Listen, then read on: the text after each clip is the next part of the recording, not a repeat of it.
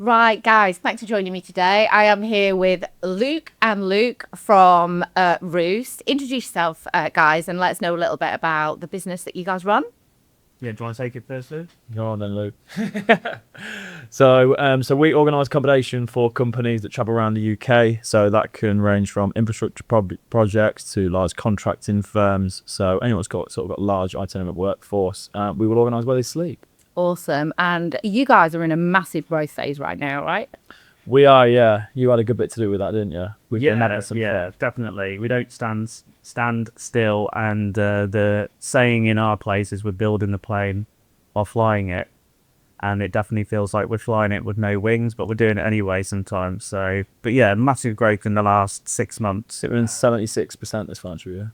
Yeah. 76%. And what does it take to grow a business? You're a small team, although, you are expanding. What does it take to be a leader in your organisation to, build a 76% growth? I think a lot of effort and I think a lot of clarity. I think you've always got to make sure that you are keeping your eye on the right thing. And I think always making sure you put in your energy the best I think that you can physically can put it to. Yeah, definitely. And from my side, approaching things like you don't know what you're doing. That's a little secret that I find. You obviously have experience, but approach things with a beginner mindset and remembering that you can always reinvent yourself every day. If things are not working, you can change things, and rather than getting stuck in one particular approach, you can have the power to change things every single day, every single moment, really. With that in mind, what was it that made you reach out towards that Ideal Edge to work with you guys on your health and more importantly, your energy levels? Yeah, so I think we were quite different. I think it was three of us that did it at Roost. So I think we all had different things that we wanted to get out of it. But I think we could all tell that we could probably do with that little bit of not a boost, but like you said there, just trying to get that extra edge, just trying to make us those extra energy levels and making sure that we're just trying to get the best out of the day that we physically could. I think that was my definite motivator. I think yours was a little bit different, wasn't it? Yeah, mine has been a lifetime journey, struggling with my skin and not getting clarity as to why. I've tried gone down the pharmaceutical route with my skin, which is eczema or atopic dermatitis. I've had it since I was about 3 years old. Obviously, through certain things, it's gotten worse over the years. I tried to completely detox from steroid creams and antihistamines, come off everything, still not working. I think it is around clarity. I think for me, how I got to this point is realizing that you need clarity in order to have consistency. You need certainty in order to have the motivation, but also the discipline to carry it through. As an example, I've tried things in the past, but then I'm like, is it working? Is this for me? I don't have any picture whether it will or not. So then you just kind of fizzle it out and, is this worth it?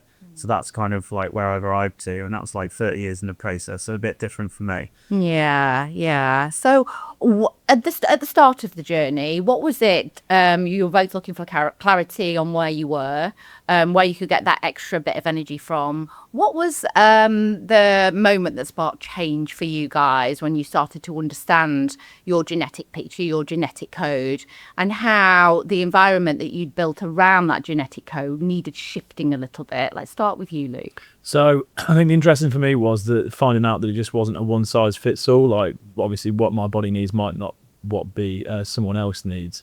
I think it was something that was sort of like an instant sort of light bulb moment. Obviously my energy levels were good, but they were just very inconsistent. So sort of could be up and down, and I couldn't put my finger on why or what was doing it. And I think that's just the full DNA test just gave that full picture of what my body was short of and what the easy fixes were, and even the small fix of what vitamins to put in my body just to actually and it's made an absolute world of difference. So but it was just nice to realize that it can just be small fixes that can make because sense. you were already really healthy, and Yeah. you were already hitting your macros, you were already meal planning, you were already training, religiously, your structure was in place, your mindset was already there when it came around food and exercise, but you were just missing that extra energy. Your energy would tank sometimes and you would just struggle to get back on track. That's And right. as I remember, you were eating a lot of cans of tuna. Yeah, a lot of cans of tuna. You got to get protein any way you can, which obviously you've now told me off, and we've now got eggs instead, which I've stuck with. But yeah, I think just finding out what a more rounded diet probably would be. I think my fitness levels and everything I was trying to do in the gym, I was hitting quite well. But it was just more of a sort of day to day and sort of a more rounded life is what I was trying to get to and trying to feel better for. So that was the main reason why I did. So we mainly focused with you around just realigning your diet to your DNA. And there were some key little things in your DNA where we realigned your supplements, which for you, especially around your energy and your B12 levels, were pivotal to you. So if you could give anybody any advice in a big growth phase where you are, even though they're healthy, but they know their energy is off, what advice would you give them?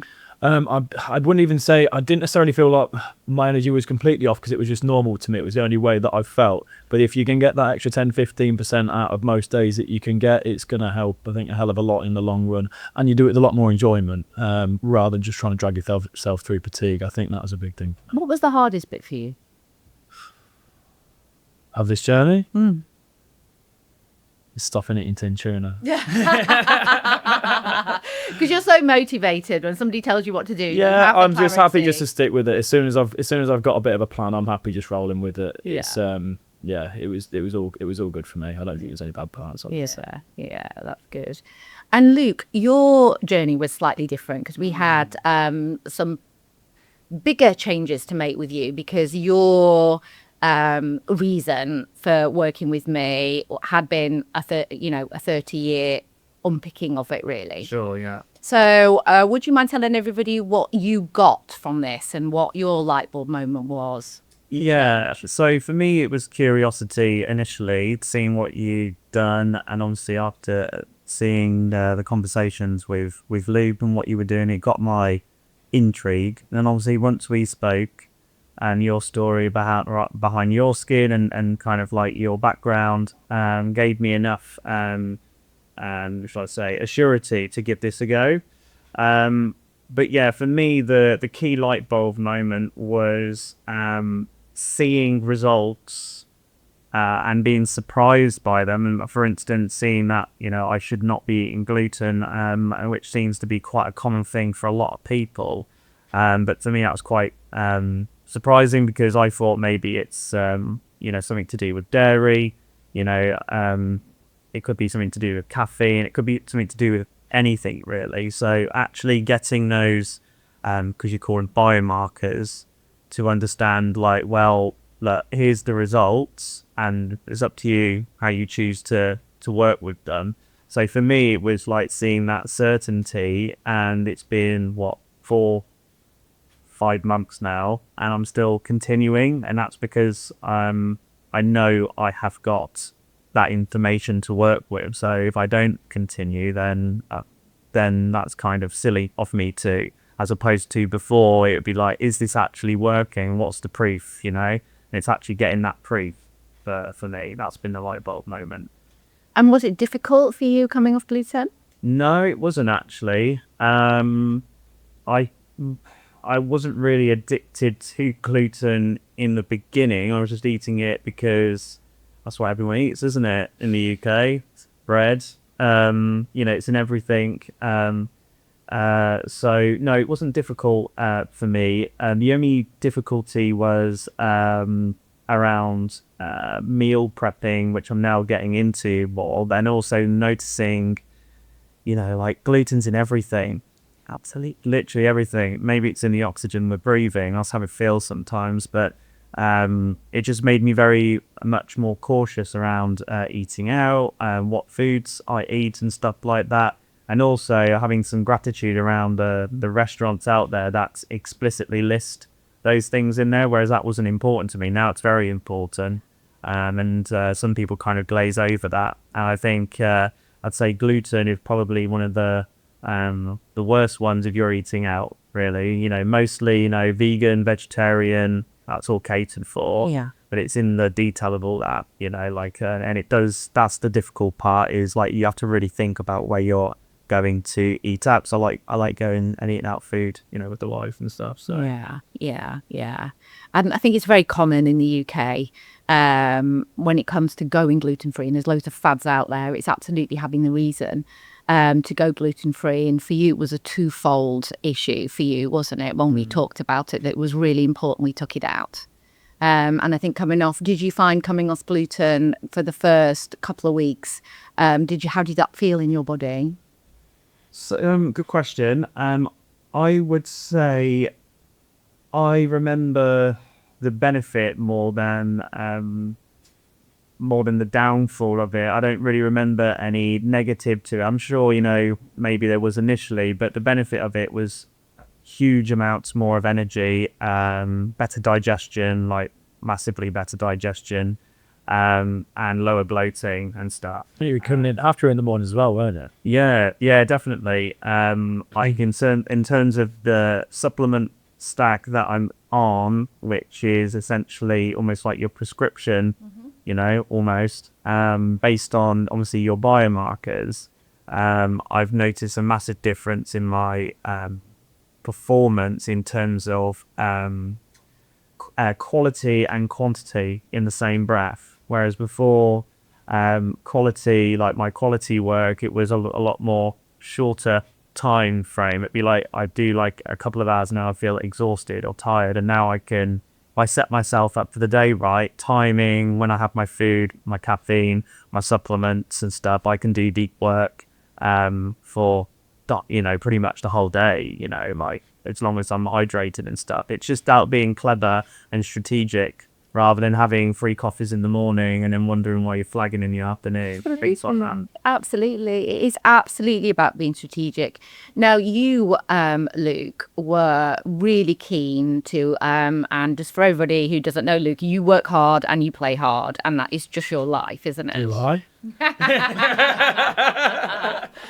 You do a lot of socializing, you do a lot of business meetings, you do a lot of traveling. So for you, your energy was important. How much energy do you think you've got compared to where you were before with the changes we've made? And would you say that energy has come physically, or would you say it's a bit of mental capacity, recovery from where you are partying hard or when you are working hard? Or would you say it's a combination of all of that? I'd probably say 20 to 30% on both. I think it's definitely helped, obviously, day to day. But then I have found that my hangovers and things like that have got a lot better. Like my energy level was just like before, I used to just, because I think obviously a few of my energy levels were so low, I just used to not really be able to get out of bed. But now, if I force myself to get up, I have got the energy. I will still go on a walk. I can still carry on with my day rather than just let it ruin a whole weekend. So not saying I can drink more now, but it's allowing me to do more with my week rather than before I used to choose one or the other. Right. Was it a big client meal and then sort of have a good few drinks after and then the next day? But now I can do both as long as I don't go obviously too over. Don't go too heavy. Okay. If you could give some advice to any other C-suites leaders out there, what would your advice be if they're just looking for that extra edge for their leadership team, and they're really unsure? There's a lot of advice out there. There's a lot of coaches out there. What advice would you give somebody who's looking for that extra bit of energy, that extra bit of clarity in their team? Yeah. I would say just do the test. Just get that done initially, because I think there's a lot of information out there, like you say, doesn't necessarily mean that any of that is going to be right for you whatsoever. So I think finding out what's right for you and then going on, because it's just an educated guess by that point and you're hoping it's going to be right. But if you've physically got the maths to back that up, then you physically can't go wrong. You're not chasing your tail for 2-3 how many years trying to get to where you want to. It just gets you there a lot faster, doesn't it? Sometimes, especially in business, we look at the data, right? We go off the data, we go off the figures, we go off the KPIs. And yet here we are with our health and we're all juggling and we're all, wondering why we're tired. And yet nobody's got the data. Yeah. For you guys, we had, the cellular data that we ran, we had the bloods and we had the DNA. Then it was absolutely blatantly obvious for us to put a plan together and gave you guys the data for why you were feeling like you were feeling, rather than wondering why. Yeah. How about for you, Luke? Yeah, I mean, it's simple for me. I think we think we know things that we actually know nothing about, if I'm honest with you. And I've seen it in friends, I've seen it in people in senior leadership positions, seen it everywhere. And I think we are educating ourselves off third party information. And I think eventually it comes to a point where you need to stop playing and just get clarity. I would echo what Luke said, is like get the DNA test. Like that's the biggest one. Get the test done, otherwise you're driving blind essentially. The other thing with this as well is what I've noticed is in terms of how you work. If I was to use the analogy of a car, right, most people drive their lives, not metaphorically, in a Ford Fiesta. Eventually, when you upgrade into a Formula One car, you need to understand how to work it.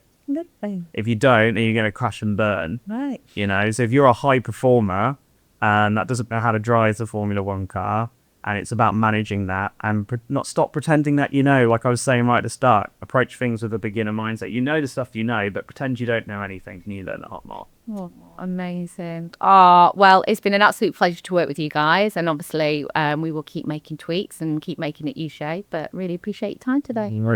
Thanks, Debbie.